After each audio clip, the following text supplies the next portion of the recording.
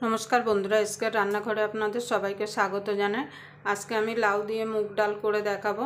तार जोन्नो आपनारा प्रथम थेके शेष पर्यन्त भिडियोटा देखते थाकुन। आशा करी आपनादेर भालो लागबे। जदि लाउ दिए मुग डालेर रेसिपिटा आपनादेर भालो लेगे थाके ताहले अवश्यई एकटा लाइक करबेन। और जारा आमार चैनेलटा एखोनो साबस्क्राइब करेननि प्लिज साबस्क्राइब करे नेबेन और पाशेर बेल आइकनटी अवश्यई बाजिए देबेन आमी जखन नित्य नतुन रेसिपि आपलोड करब सबार आगे पाওয়ার জন্য। আমি লাউ দিয়ে মুগ ডাল করার জন্য এখানে আমি 100 গ্রাম সোনা মুগ ডাল নিয়ে নিয়েছি। এবার মুগ ডালটাকে আমি ভালো করে ভেজে নেব। তার জন্য আমি গ্যাসটা ধরিয়ে একটা কড়াই বসিয়ে দেব। আপনারা তো সবাই মুগ ডাল করতে পারেন, কিন্তু আমি কিভাবে মুগ ডাল করি সেটাই আজকে আপনাদের সঙ্গে শেয়ার করব। তো চলুন মুগ ডালটা ভেজে নিয়ে যাই। আমি মুগ ডালটা ভেজে নেব। মুগ ডালটা আপনারা যখন ভাজবেন একদম পুড়িয়ে ফেলবেন না, তাহলে কিন্তু মুগ ডালটা সিদ্ধ হবে না। ডালটা দিয়ে যখন সুন্দর একটা গন্ধ বেরাবে তখন ডালটাকে নাবিয়ে নিতে হবে। দেখুন বন্ধুরা, আমার ডালটা ভাজা হয়ে গেছে, ডাল থেকে সুন্দর গন্ধ ছেড়েছে। আর দেখুন এবার আমি ডালটাকে ঢেলে নেব। ঢেলে নিয়ে আমি কড়াইটা ধুয়ে জল বসি। দেখুন বন্ধুরা, আমি ডালটা সিদ্ধ হওয়ার জন্য জল দিয়ে দেবো কড়াইতে।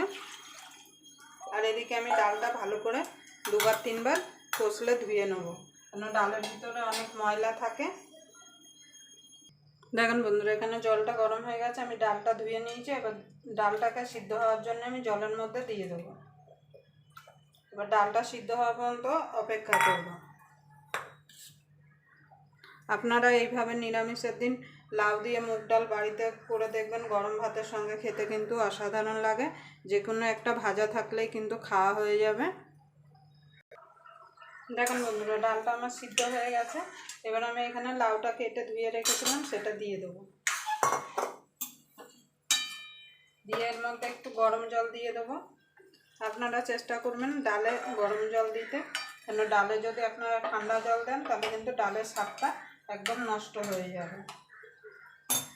এবার লাউটা ডালের সঙ্গে সিদ্ধ করে নেব। দেখুন বন্ধু, ডালটা সিদ্ধ হয়ে গেছে। এবার আমি নুন হলুদ দিয়ে দেবো ডালের মধ্যে। নুনটা আপনারা বুঝে দেবেন।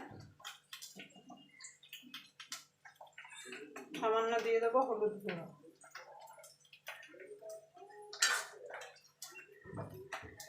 এবার ডালটাকে আমি ফুটতে দেবো। ফুটে গেলে আমি ডালটাকে নামিয়ে সম্বাদ দেবো।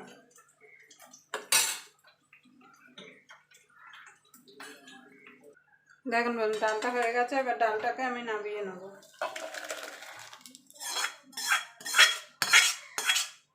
নামিয়ে আমি কড়াইটা পরিষ্কার করে তারপর ডালটা, দেখুন বন্ধু, ডালটা সম্বার দেওয়ার জন্য আমি কড়াই বসিয়ে, কড়াই গরম হয়ে গেছে, আমি তেল দিয়ে দিয়েছি। তেলও গরম হয়ে গেছে। ফোড়নে দিয়ে দেবো একটা তেজপাতা, দুটো শুকনো লঙ্কা মাঝখান দিয়ে ছিঁড়ে, আর গোটা জিরে। ফোড়নটা একটু ভাজা ভাজা করে নেব, যাতে ফোড়ন থেকে সুন্দর একটা গন্ধ বেরিয়ে আসে। এখানে আদা বেটে রেখেছিলাম, আদাটা দিয়ে দেবো। দিয়ে আদাটা একটু ভাজা ভাজা করে নেব, যতক্ষণ আদা থেকে কাঁচা গন্ধটা চলে না যাওয়া পর্যন্ত।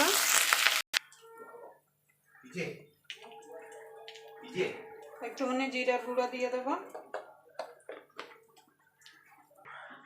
দেখুন বন্ধুরা, ফোড়নটা আমার হয়ে গেছে। এবার আমি ডালটা দিয়ে দেবো।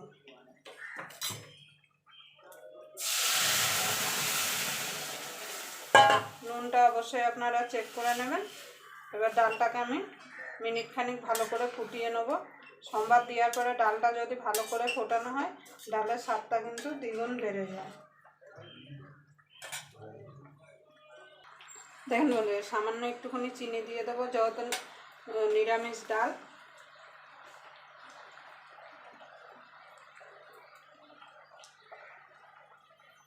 ধনে পাতা দিয়ে দেবো।